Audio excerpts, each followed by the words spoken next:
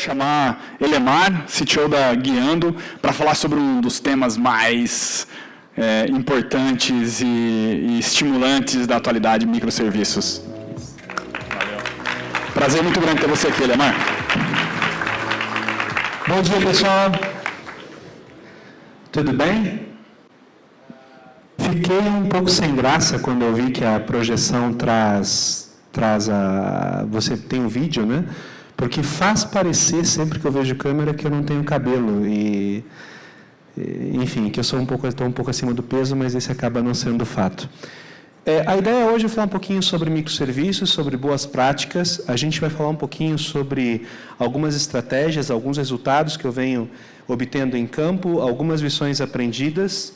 A ideia é que seja exatamente uma compilação de lições aprendidas, uma troca de ideias. Eu espero que o conteúdo seja interessante para vocês. Faremos o possível para isso. Essa é uma frase que eu costumo repetir com alguma frequência. Eu sempre falo que são as cicatrizes que contam a história do guerreiro. Tenho o maior orgulho das coisas que eu venho ajudando a fazer nesses 25 anos, quase 25 anos de computação, mas, sem sombra de dúvidas, o que vem agregando mais valor ao meu trabalho acaba sendo exatamente os erros que eu cometi e, de boa forma, quase tudo que eu vou estar apontando aqui como indicação é resultado, de alguma forma, de algum erro que eu cometi em alguma implementação de projeto. A primeira recomendação, e sem muitas delongas, a gente precisa, quando a gente for falar sobre, mais do que nunca, falar sobre arquitetura de software sempre foi importante para qualquer projeto, mas quando a gente começar a falar sobre microserviços, é fundamentalmente importante que a gente comece a evidenciar o raciocínio de arquitetura. E como a arquitetura é um termo meio controverso, ou seja, não existe um consenso muito claro, eu vou compartilhar com vocês a minha interpretação do que vem a ser arquitetura. Arquitetura, segundo a minha definição, e você não precisa concordar com ela, mas só para que a gente tenha uma mesma base de comparação, é igual aos componentes de uma aplicação, quais são os componentes de uma aplicação, quais são as responsabilidades de cada um desses componentes, como eles se relacionam. Então, se você pensar, por exemplo, em microserviços, a primeira ideia no primeiro nível, nos meus microserviços, cada microserviço, evidentemente, pode operar como um componente. Quais são as responsabilidades de cada um desses microserviços e como que esses microserviços vão se relacionar, como que a troca de informações vai acontecer. Em quase todos os projetos em que eu participei, em quase todas as iniciativas até hoje, com microserviços que eu tive a oportunidade de participar, as falhas ocorreram por uma má definição de responsabilidade e principalmente de relacionamento. Aí você começa a ver um overhead grande de rede, você começa a ver mensagens sendo trocadas com um peso gigante,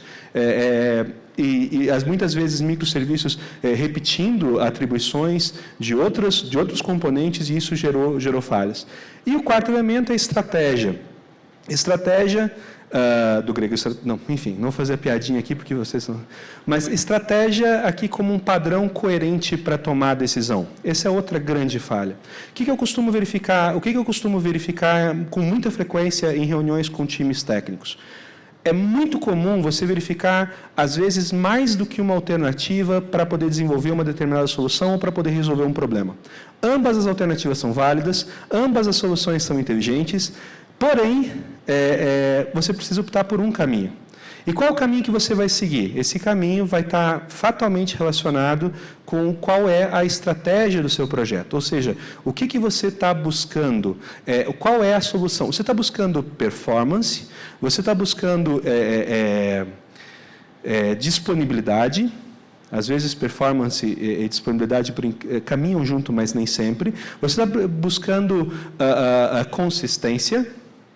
Qual a estratégia? Quais são os princípios que vão guiar as suas decisões? Porque você seguramente tem mais do que uma opção e essas opções, às vezes, são conflitantes. E logo, a arquitetura de software, para quem pensa trazer aqui... Hoje de manhã nós tivemos Matrix, trazemos Matrix novamente, e nós temos o papel do arquiteto. Então, você precisa ter no seu time, se você quiser compartilhar essa responsabilidade com todo o time, ok, muito embora eu veja que o conjunto de skills, eu entendo que geralmente o conjunto de skills que você precisa para definir a arquitetura de forma eficiente, quase nunca é compartilhado por todo o time. Não estou falando dos technical skills, mas estou falando principalmente dos soft skills. Segunda coisa, E aqui eu comecei com o meu array com 0, eu vou, né, com o bom dev, aqui eu vou trazer então para ponto 1. Tenha claro quais são os objetivos do negócio. Afinal de contas, por que você está adotando uma estratégia baseada em microserviços? Eu estou fazendo um curso com a Singularity University, em que eles falam que o primeiro grande passo para o raciocínio exponencial é você falar sobre digitalização. E, sem dúvida, um papel importante para a digitalização é você pensar numa cultura de APIs. Agora, de uma cultura de APIs para você ter uma cultura de microserviços, você tem um passo a ser dado. Por que, afinal de contas, você está optando por uma solução baseada em microserviços? Se você está pensando em escala, Se você está pensando em poder utilizar múltiplas tecnologias, talvez. Esses não são geralmente objetivos de negócio. Aliás, para que fique claro, quando a gente fala sobre complexidade em software, você tem 3 domínios. Você tem a complexidade da solução técnica, você tem a complexidade do legado e você tem a complexidade do domínio. Fundamentalmente, desses 2 níveis, você tem a complexidade essencial e complexidade acidental. Por complexidade essencial, ou seja, a única que a gente não pode abrir mão de fato num projeto, é a complexidade do domínio.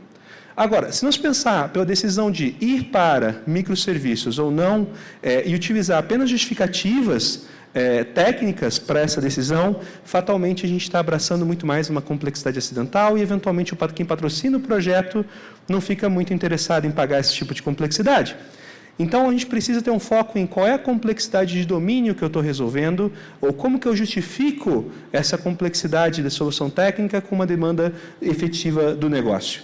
E aí, efetivamente, o que a gente precisa fazer é se aproximar das áreas de negócio, e esse é um erro que eu vejo sendo cometido de novo e outra vez na maior parte dos projetos. Os projetos começam e avançam de muitas formas dentro das áreas de tecnologia, sem envolver ou envolvendo de forma muito tardia as áreas de negócio. Nós precisamos mudar isso. Nós precisamos atravessar essa fronteira e entender quais são as demandas que estão ocorrendo do lado do negócio, do lado de tecnologia.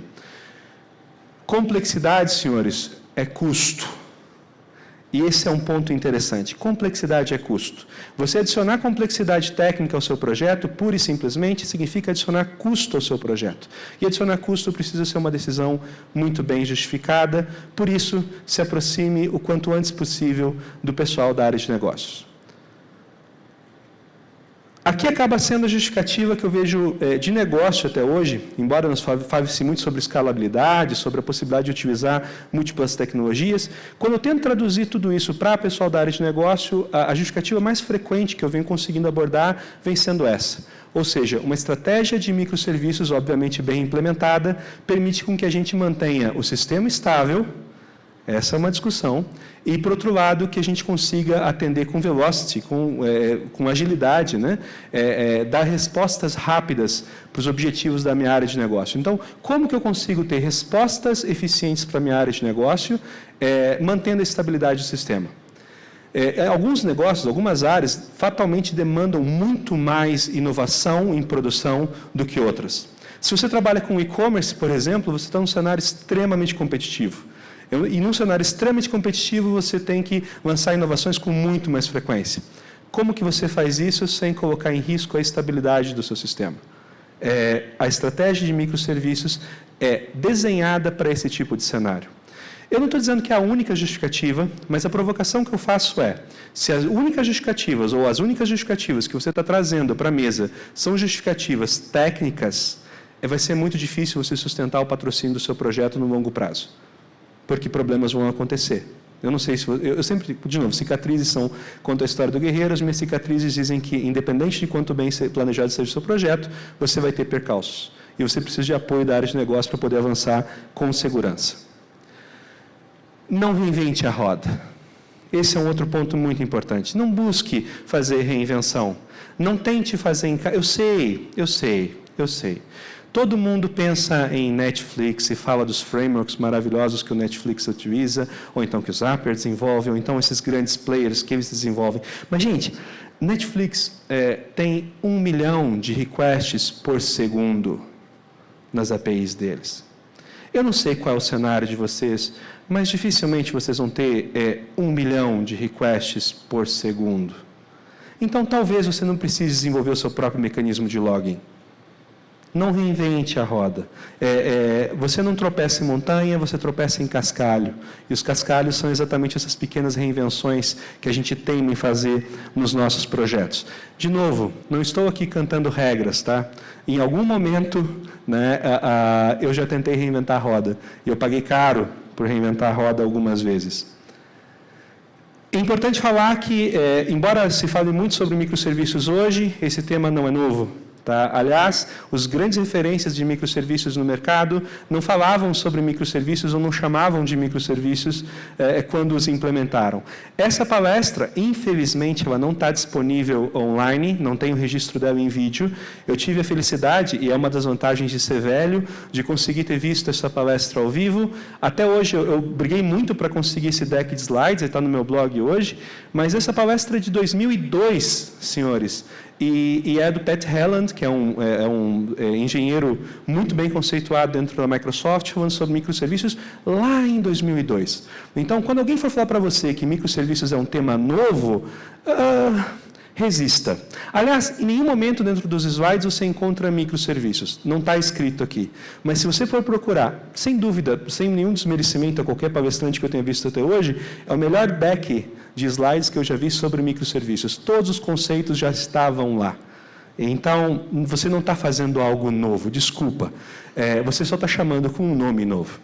Mas, enfim, não reinvente a roda. Gente com muito mais tempo e muito mais preparo do que você, eventualmente já se defrontou com alguns problemas que você está enfrentando hoje. Aprenda com quem já errou. Essa acaba sendo uma recomendação e lição de campo.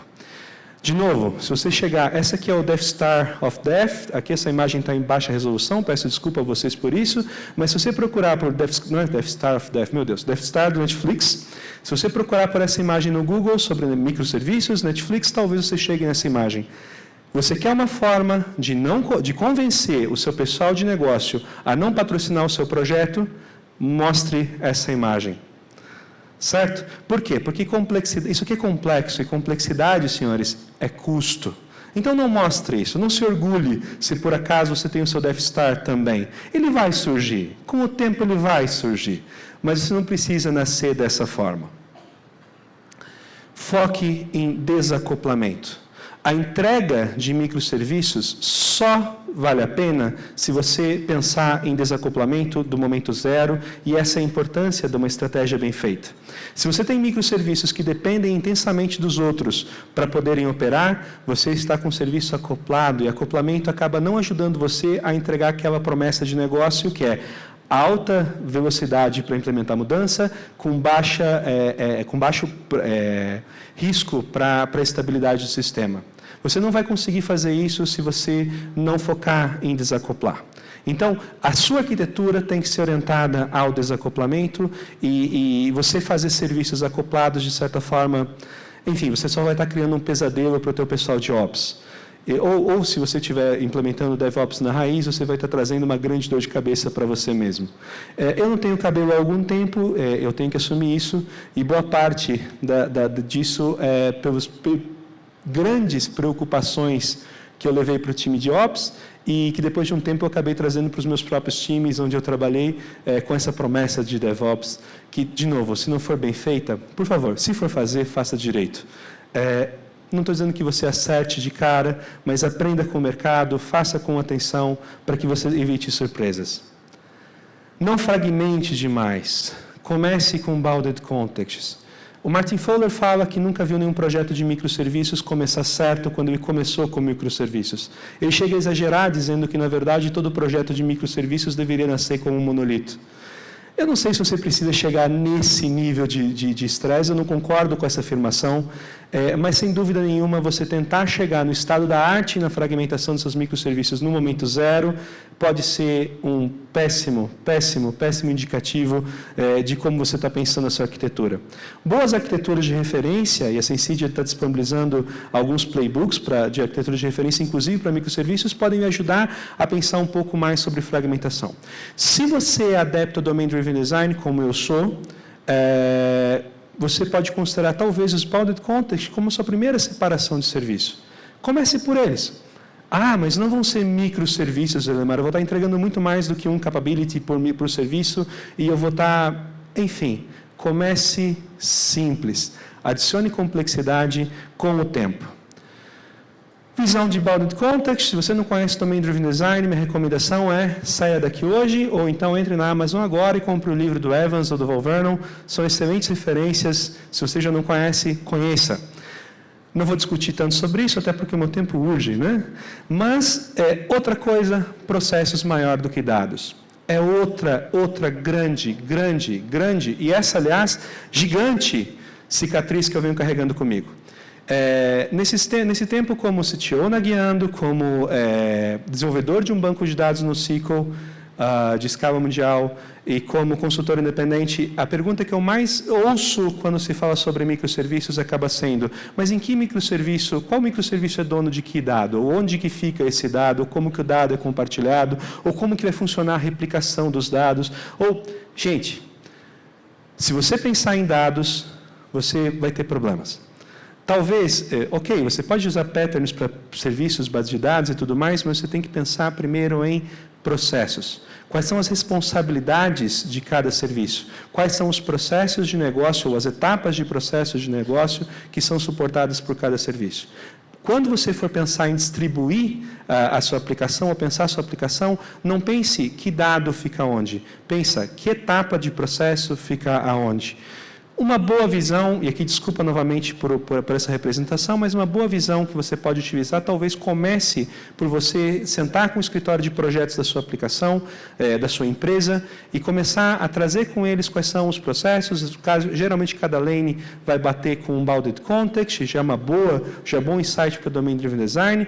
Cada etapa dessas é um potencial microserviço, ainda mais nesse mundo de serverless. Então você tem um bom indício. Você pode ter boas dicas. Não reinvente a roda. Plugar com software invariavelmente é processo automatizado. Existem empresas muito grandes, inclusive, que vivem de automatizar processo, certo? Então, aqui, eu acho que aí não entendeu a piada ou está concentrado com outra coisa. Mas o que nós temos aqui de referência, de certa forma, acaba sendo... nós podemos pensar etapas dos nossos processos como sendo potenciais demandas para os nossos microserviços, e aqui também ficam evidentes os nossos relacionamentos. Aqui um processo mais complexo, para você começar a pensar sobre contexto. Isso aqui tudo são exemplos que eu peguei não é de nenhuma empresa, esses processos estão definidos no site do BPMN. Veja bem, né? O que um arquiteto não faz? A gente até fala sobre BPMN. Enfim, não compartilhe banco de dados. Este princípio parece óbvio, mas a gente precisa revisitar ele aqui. Microserviços falam sobre desacoplamento. Se você compartilha banco de dados, você não está desacoplando.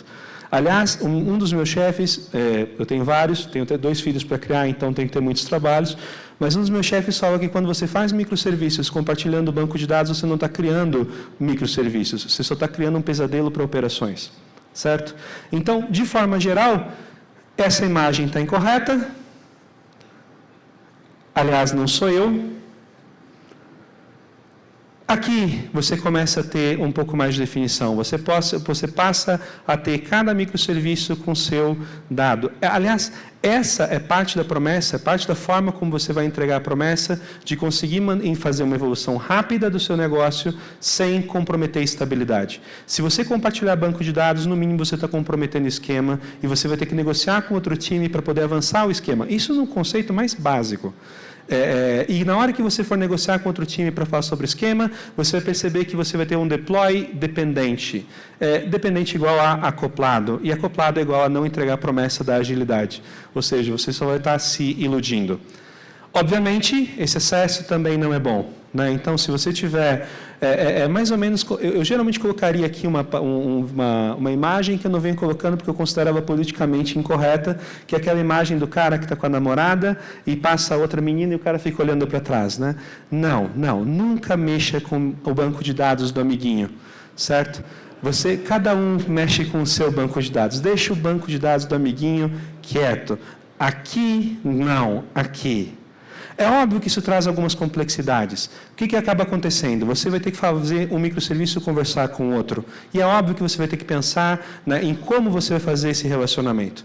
Mais uma vez, se você pensar em quem controla que dado, você vai estar potencialmente no caminho errado. Agora, se você pensar qual o microserviço responsável por cada etapa do processo, você vai perceber que os dados são muito mais independentes do que você pensava que ele fosse ser. E aqui, de novo, o Domain Driven Design vai te ajudar, porque você vai ter os IDs das entidades te mostrando as várias personificações das entidades dentro dos diversos serviços. Isso te abre, inclusive, a possibilidade de você pegar um determinado microserviço, e, de novo, você começa um pouco mais complexo, você vai simplificando, e você vai vendo oportunidades de poder avançar, por exemplo, adicionando num microserviço de serviço eletrônico, por exemplo, de comércio eletrônico, você pode separar o carrinho, colocar o carrinho como usando o Redis ou alguma tecnologia que você considere mais conveniente, e aí você começa a ganhar, de novo, com o desacoplamento, vantagens da escala. 4.1. Não compartilhe seu banco de dados, use sagas. Aliás, quando você fala sobre microserviços, uma das grandes dificuldades começam a ser, ok, o que eu faço com transactions?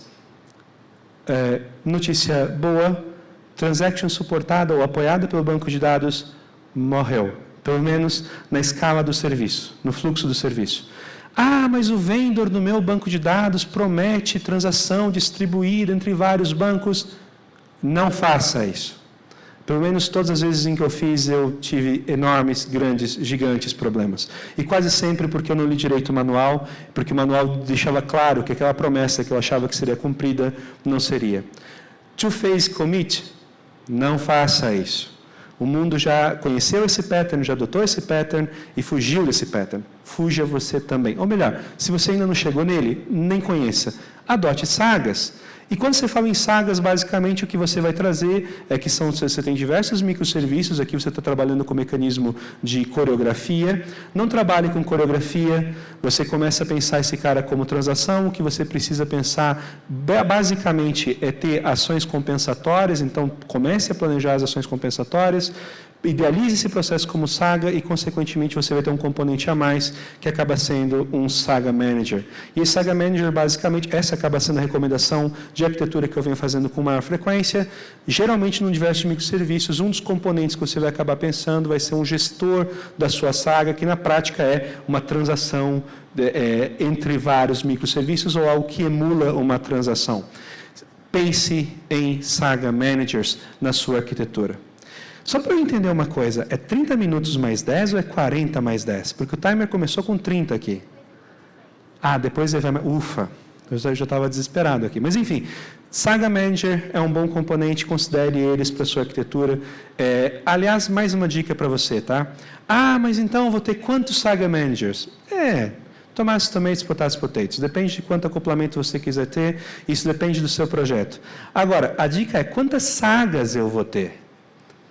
E aqui que vem um grande feedback. Se você tiver dezenas, centenas de sagas, você fez a sua fragmentação errada.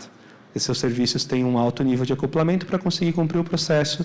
Se você tiver, na minha experiência, mais do que 5 ou 6 sagas em seu sistema, você está fazendo algo muito, muito errado. Talvez alguém discorde, adoraria ouvir as experiências de vocês. Essa é a minha experiência, novamente, compartilhada. Mais um ponto, identidade, identidade, identidade. Segurança. Geralmente é um ponto que as pessoas costumam relegar para um segundo momento. Você começa a pensar nos microserviços, mas você começa a pensar, cara, ok, eu vou deixar tudo isso sem segurança por enquanto, porque eu estou desenvolvendo. Né? Enquanto eu estou desenvolvendo, eu não preciso me preocupar com autenticação. Quem se importa? Né? Não. Quanto mais tarde você for fazer isso, maiores vão ser as dores para você fazer isso. Tenha o pensamento sobre como você vai implementar segurança no momento zero do seu projeto. Mais uma vez, fiquei muito feliz porque eu vi que a Sensidia tem um playbook sobre segurança que vocês podem utilizar. Aliás, estou fazendo um jabá para a Sensidia lindamente, né? Mas você pode utilizar esse playbook, eu acho que é uma excelente referência, mas o fato é, essa precisa ser uma preocupação no momento zero. Obviamente, então, consequentemente, se você vai ter um servidor de identidade, esse servidor de identidade, por definição, é um serviço. Observe-o como sendo um serviço. Pense nisso, do momento zero. Ok? Se você vai usar OpenAuth, OpenID, qual protocolo você vai utilizar, essa é outra discussão. Mas comece pensando sobre segurança a partir do momento zero. Seja consistente. E vamos ver o que eu quero dizer com isso. O que eu quero dizer com seja consistente, basicamente eventualmente você pode ter centenas de microserviços, mas você vai querer oferecer um jeito padronizado para esses serviços serem acessados externamente, por isso pense em oferecer um gateway para a sua aplicação. Aqui não há muito mistério, todo mundo conhece o conceito, o fato pense nisso também no início. Algumas coisas precisam ser pensadas from scratch. Essa é uma das decisões que eu pessoalmente recomendo que você passe a ter desde a base da sua aplicação. Preocupe-se com disponibilidade. Mais uma vez, a entrega, a promessa que você está fazendo para o negócio é ser disponível. Então, preocupe-se com disponibilidade. Entretanto, nós temos alguns pesos aqui. Digamos que eu tenha o meu serviço de vendas e o meu serviço de carrinhos operando dessa forma. Eu tenho uma dependência entre os dois. E a requisição entre os dois seja HTTP, certo? Eu estou fazendo um serviço síncrono porque, efetivamente, quando for fazer uma conversão do carrinho, eu quero que o meu serviço de vendas já operacionalize a venda para mim. Lindo, beleza. Aí eu considero que o meu vendor, a minha nuvem, a minha infraestrutura, me entrega um SLA de 99% de disponibilidade. Ok, todo mundo feliz. 99% de disponibilidade é um bom número. A questão se eu for pensar, se esses serviços forem síncronos, quando você combina e dependentes, fatalmente a disponibilidade desse conjunto, dessa parte da sua aplicação, é de 98% e não de 99%. Por quê? Porque é os 99% do primeiro microserviço combinado com os 99% do segundo microserviço. Para você calcular isso, você faz 0,99 vezes 0,99 e você vai ter 98 alguma coisa. Claro que eu arredondei os números aqui. Ou seja, implementação ingênua de microserviços depõe contra disponibilidade e não a favor. Leve isso em consideração. Implementação de microserviços. Vou usar microserviços porque meus serviços vão escalar mais fácil e vão ter mais disponibilidade. Sim, se você fizer certo. Senão, você vai fatalmente potencializar a redução da disponibilidade da sua aplicação. Como é que o mundo tem consertado isso? Nós temos falado sobre colocar filas de mensageria, colocar algum tipo de mecanismo de mensageria e transformar a comunicação entre os serviços assíncrona. Por quê? Porque, teoricamente, atrás de um serviço de mensageria, o serviço de mensageria entrega virtuais 100% de disponibilidade. Esses virtuais 100% de disponibilidade vão anular os efeitos da rede. Então, quando você pensa em mensageria, você não está pensando só em mensageria porque é bonito ter mensageria, mas é porque você efetivamente vai estar dando um passo em direção a tornar o seu sistema mais disponível. Eu estou percebendo que eu estou falando rápido pra caramba e isso deve ser um pesadelo para a moça da tradução. Desculpa, viu, moça? Ainda bem que só tem uma pessoa que está ouvindo tradução aqui agora na sala e sabe mais sobre microserviços do que eu. Então, está tudo certo. Mas vamos avançar um pouco mais. Você começa a ver, então, mecanismos de mensageria espalhados por todo o sistema. Avançando um pouco mais a discussão, vantagens de você começar a pensar nesses serviços de forma isolada é que você passa a ter a possibilidade de gerenciar esses componentes e pensar a disponibilidade desses componentes também de forma isolada. Ou seja, se você tiver uma grande demanda pelo carrinho, você pode colocar um load balancer em cima do carrinho e aumentar o número de escalas, o número de pontos em cima do carrinho. Isso te ajuda a entregar a promessa de conseguir eventualmente entregar a mesma solução da tua aplicação com menos ociosidade no servidor. Ou seja, você não vai ter servidor ocioso para poder executar partes do serviço e você vai estar alocando mais nas áreas em que você tem maior demanda. Novamente, compreensão profunda do processo que você está suportando é fundamental para que você consiga, de fato, fazer essa implementação e utilizar esse benefício de forma criteriosa e bem-sucedida. Busque abstrações simples.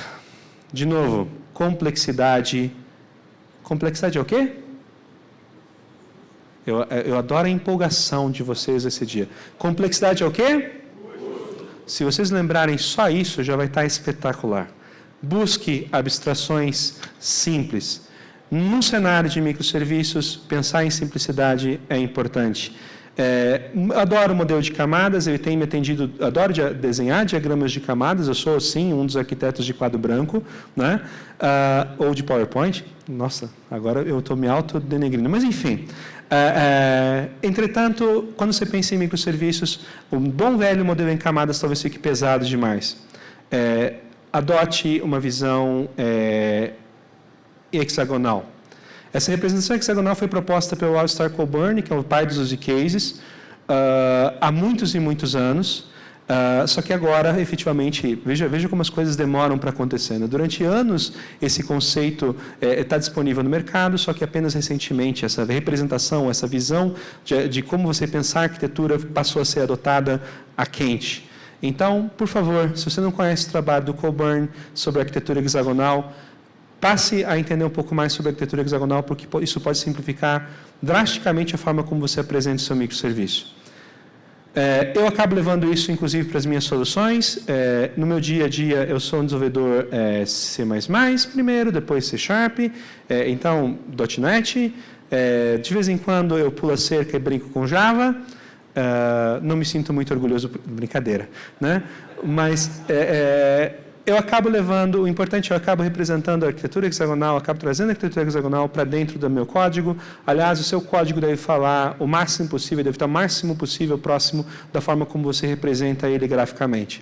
Se você tem um distanciamento entre os seus diagramas e a sua implementação, má notícia, você está fazendo isso errado. Tente fazer com que o seu time tente representar no código, da forma mais clara e evidente possível, a forma como você explica o seu código, ou como o seu time explica o seu código para as demais pessoas. Esse é um tema complexo, mas também interessante.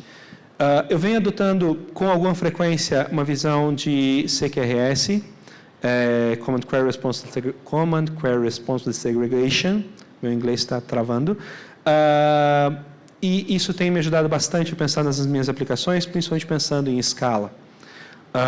De fato, se você for parar para pensar, se as suas aplicações seguem um padrão, você seguramente faz pelo menos 9 vezes mais consultas do que gravações. Com muita frequência, a gente vê grande parte do peso do conceito do domínio das gravações sendo levadas para consultas, o que torna o processo como um todo muito mais pesado. Se você segmentar e fragmentar essa visão, pensando nos seus serviços, olhando esse lado cuida de gravação, esse lado cuida de consulta, esse é o modelo que eu penso para gravação, esse é o modelo que eu penso para consulta, você pode ter alguns benefícios indiretos que são bem interessantes. Adoro modelos canônicos. Agora, o modelo canônico não precisa ter uma única encarnação. Visão, eu acabo trazendo CQS também para a minha base de código. Mesmo na minha solução, eu acabo fragmentando de forma muito explícita dentro do projeto de aplicação, aonde que estão os meus comandos e onde é que estão as minhas queries. Tento trazer isso da forma mais transparente possível. Aqui é o Visual Studio, isso aqui é só um exemplo, mas eu tenho, claro, dentro da aplicação, Command Side, Query Side, para deixar isso bastante explícito. CQRS é uma decisão de design. Não é um modelo de arquitetura, é uma decisão de design. Se você for seguir, busque seguir de forma consistente, para não criar um Frankenstein, né? Um ponto importante, aqui é basicamente a anatomia de um comando. O que é interessante do Command Query é que você passa a ter a possibilidade de ter handlers para os comandos, o que dá um fit bem interessante para você começar a pensar nas portas que você está abrindo para a sua API e como você vai estar expondo a sua API externamente. Isso aqui é um código de exemplo, novamente, implementado em C#. Desculpa por isso para quem programa em Java. Ou nem tanto, conheça C#. Enfim, documente consistentemente.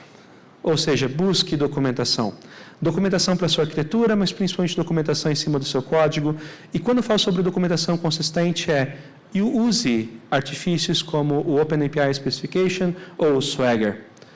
Pense nisso no momento zero e comece a trazer isso junto com a sua aplicação. Exponha de forma clara quais são as interfaces da sua API e como que elas podem ser acessadas. Muitas das APIs, muitos dos problemas que eu me deparei no passado tentando fazer integração com APIs não vinha da qualidade da API em si, mas da escassez de informação com relação a como essa API funciona. Se você utilizar o OpenAPI Specification, por exemplo, você vai ter uma excelente resource para fornecer para os seus clientes no momento zero. E a parte boa é que na maior parte dos stacks de tecnologia você tem isso de graça ou pelo menos muito barato. Não deixe de usar, ok? Aqui é uma tela básica gerada pelo Swagger em .NET, aliás, essa é uma tela já antiga, tem uma versão nova agora. Eu gosto muito disso. O redirect do minha home acaba sendo uma página de Swagger de documentação. 9. Containers, containers, containers, containers. Nós estamos em um mundo de containers. Se você ignora containers, não ignore mais containers. Se você usa Docker, bom para você. Se você não usa Docker, use Docker. Ou algum padrão bem estabelecido. O conceito de containers está no mercado há muitos e muitos e muitos e muitos anos. Felizmente, há pouquinho tempo, a gente passou a ter esses padrões sendo o Docker como um padrão para a indústria. Use Docker. Não tenho nada além de dizer, mas use Docker do momento zero, certo? Use Docker no momento zero. Se você trabalha... um dos grandes pesadelos para toda vez que você vai montar um projeto é você conseguir fazer com que o dev, que está começando o seu projeto, consiga fazer o primeiro build. Porque a quantidade de dependências que ele tem que instalar costuma ser tão grande e você perde 1, 2 dias, às vezes, tentando fazer o setup, porque, poxa, o que eu tenho que ter de ferramenta? E você sempre descobre alguma coisa a mais que você tem instalado. O Docker me entrega essas coisas bonitas, né? Mesmo trabalhando com Windows... de novo, eu sou MVP, mas a gente tem que reconhecer algumas dores, né? Você precisa usar Redis, você não precisa mais de uma imagem alternativa de Redis, você pode trabalhar com a imagem do Redis mesmo, utilizando Docker. Abrace Docker. Docker, Kubernetes, aliás, pense na orquestração em deploy. Se você não pensar isso, não precisa ser no momento 0, mas no momento 1. Não deixe para muito tarde. Quanto mais tarde você pensar sobre estratégia de deploy e manutenção, maiores vão ser as dores que você vai encontrar. Fatalmente, você tem aqui outro conceito simples. Você deve priorizar, fatalmente, no cenário de microserviços, a utilização de mecanismos de configuração mais simples. A minha recomendação é use variáveis de ambiente. Aliás, o pessoal da Heroku tem uma lista dos 12 fatores para aplicações.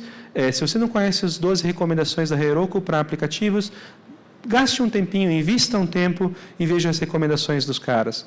São realmente muito boas, elas fazem muito sentido, principalmente no cenário de microserviços. 10. Prepare-se para falhas.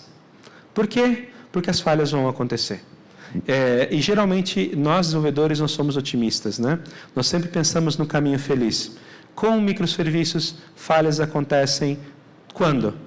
Todo o tempo. Sabe aquela estratégia? Eu vejo bugs onde? Em todos os lugares. Então, prepare-se para falhas. Como é que você se prepara para falhas? Por exemplo, o que você vai fazer se eventualmente a comunicação entre 2 microserviços falhar e essa comunicação for síncrona? O que você vai fazer nesse cenário? Tenha isso planejado. Isso faz parte do terceiro pilar de arquitetura que eu estava discutindo, que é relacionamento. Como que o relacionamento acontece? O que você faz em caso de falha? Você vai implantar o pattern retry? Ótimo. Quantas retentativas? Com que frequência? Implemente Circuit Breaker. Se você não sabe o que é Circuit Breaker, nem o que é o pattern retry, por favor, desista de fazer microserviços por um tempo. Aprenda sobre esses 2 patterns. E lembra quando eu falei sobre não implantar isso em casa, não reinventar a roda? Por favor, se você tem alguém em casa fazendo retry no braço, sabe aquele Ford 1 até 3 com break, se alguém está fazendo isso, por favor, para. Só para. Se você está fazendo Circuit Breaker, e por definição Circuit Breaker é isso, né? É você proteger o seu serviço remoto. Então, o que acontece? O amiguinho parou de responder. Por alguma razão. Você bate uma vez, você bate 2 vezes, você bate 3 vezes, você bate 4 vezes, você bate 5 vezes e o amiguinho não responde, continua não respondendo. Morreu. O que você faz? Se você não for um bom amiguinho, você vai começar a mandar de novo. E toda vez que o amiguinho tentar voltar à vida, ele cai de novo, porque a fila de requests que ele tem, você está fazendo a DDoS na sua própria infraestrutura. Parabéns! Isso era para ser engraçado. Mas, enfim, você precisa pensar um pouco sobre essa estrutura, você precisa pensar em como proteger o seu recurso remoto, e a forma de fazer isso é implementando um bom Circuit Breaker. Onde que você faz isso? Geralmente, você faz isso do lado do cliente, obviamente, e a minha recomendação é que você crie alguma camada para gerenciar essa comunicação assíncrona. Não use o HTTP Client padrão da sua aplicação, crie um mecanismo para poder fazer o HTTP Client. Outra questão, seja consistente e seja idempotente. Todo mundo implementa REST, certo? Ou pelo menos sabe o que REST vem a ser. Aliás, quase ninguém implementa REST. O que o mercado faz é fazer get, put, post, delete e dizer, fizemos REST. REST não é exatamente isso, mas vamos fazer de conta que seja. Nos verbos da HTTP, get é idempotente. Você manda vários gets e você vai receber sempre a mesma resposta. Se não está assim na sua aplicação, volte para a prancheta. Delete também é idempotente. Put também é idempotente. Post, não. Post não é idempotente. Agora, pensa no seguinte cenário. Kleber, você é o serviço B, eu sou o serviço A, certo? Eu mando um request de post para o Kleber, e o Kleber recebe esse post, ele processa o post, e ele responde para mim, created. Só que por alguma razão, eu não recebo a resposta. O que eu faço? Retry. Post. Created. Post. Created. Ele está sem microfone, então eu falei em voz alta para ele. Post created, post created, post created. Dependendo da quantidade de requests, O que acontece? Do nada você começa a ver alguns registros em duplicidade no banco. Como que esses registros apareceram? Ninguém sabe. Aí você começa a depurar, né? A vida do desenvolvedor é F10, F11, F10, F11, F11, F10. Estou usando os atalhos do Visual Studio. E você não descobre o problema. É um daqueles falsos positivos ou erros que a gente não consegue replicar. Num cenário de APIs, isso não é uma boa ideia. Principalmente porque o seu cliente talvez não tenha a paciência que você tem ou o cuidado que você tem com a sua aplicação. Ah, não, mas o meu banco de dados tem uma constraint que impede duplicação. Sério? Como é que você resolve esse problema? Na prática, você acaba tendo que colocar, provavelmente dentro da sua aplicação, você vai colocar um identificador do request que é gerado no cliente, e esse identificador de request você vai preservar no banco de dados, em algum mecanismo de cache compartilhado. Enfim, aqui estão as policies para implementação, um monte de código, C#, ninguém se importa mesmo. Aqui a implementação com Poly, que eu gosto bastante, é um framework interessante. E última coisa, porque o meu tempo acabou, mas eu estou usando os 10 minutos extras lá que a gente podia utilizar. Health check, no momento zero. Health check, no momento zero. Antes de você escrever o seu primeiro endpoint, tem um endpoint para health check. Health check é aquilo que o balancer vai utilizar para saber se por acaso a sua aplicação está respondendo ou não. Pense em health checks no momento zero. Por quê? Porque uma vez que você tenha colocado no balancer o endereço errado, você não vai convencer nunca mais o pessoal de infra a mudar. Principalmente se você trabalha em um ambiente complicado, e geralmente o endereço padrão da uma API costuma ser exatamente o recurso mais caro para você produzir. E aí quando você vê de novo, você tem o seu balancer dando DDoS em você. Aliás, se o seu balancer dá DDoS em você, você está com problemas sérios para escalar. Mas essa é outra discussão. Eu já tive esse problema. Aqui a configuração de health check. É algo muito fácil. De novo, não implemente health check em casa. Tem bons vendors fornecendo boas soluções para health check. Utilize as soluções de health check do vendor, se possível. De novo, você não é Netflix, ok? Ou nem o Zapier também. Ok? Geralmente não. Número 11. Desacoplamento. Eu volto a essa questão. Se você está pensando em microserviços, pense em desacoplar. Se você não tiver com foco em desacoplamento, você não está com o foco certo para trabalhar com uma solução baseada em microserviços. Desacoplamento é o que vai permitir que você entregue a sua promessa para a área de negócio e continue recebendo patrocínio para os projetos no futuro. Meu tempo acabou. Eu tenho hoje uns 2 ou 3 minutos de pergunta, talvez. Uma pergunta. Eu queria agradecer muitíssimo a vocês. Uma salva de palmas aí. Excelente, Alemar. Como call to action, rapidinho, tá? Nas redes sociais, Alemar JR em quase todos os lugares. No Twitter, Alemar JR, no LinkedIn, linkedin.com/Alemar JR, facebook.com/Alemar JR. No Skype, Elemar.júnior, porque alguém pegou Elemar JR antes de mim, tá? Mas na prática é isso. Uma pergunta, temos tempo? Show de bola. Acho que tem um monte de cicatriz compartilhada, inclusive algumas ainda bem abertas. Eu tenho pouco cicatrizadas ainda. Todas junto com Silverlight. Legal. Alguém tem alguma pergunta? Temos espaço para uma só. Gente, eu vim do Rio Grande do Sul para cá. Se não tiver nenhuma pergunta, vai ser frustrante pra caramba. O homem veio dos Estados Unidos. Tomara que ele não faça pergunta. Ok? Alguém? Eu tenho uma. Lá tem uma. Tem uma lá atrás, beleza. Salvo. Muito obrigado, moço. Qual é o seu nome? Bruno. Oi, Bruno. Prazer. Muito obrigado, viu? Eu sei constrangedor isso dessa. Se depois de toda essa choradeira ninguém perguntasse nada. Cara, você falou do Saga Manager, né? Ok. Você tem alguma experiência em usar um gerenciador de workflow, de BPMN como Saga Manager?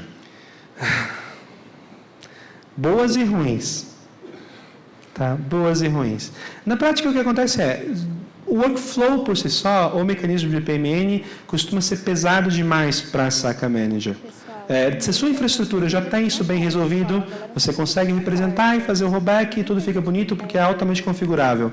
Mas se você está começando from scratch, não use isso como justificativa para contratar um desses serviços, até porque os que valem a pena costumam ser bem caros. Mas, sim, eu tenho as duas experiências, a gente pode conversar mais fora. Caramba. Acabou a pergunta uma, né? Acabou. Gente, de novo uma salva de palmas aí, sensacional. Obrigado, Alemã. Valeu, pessoal. Obrigado pela presença de todos, viu?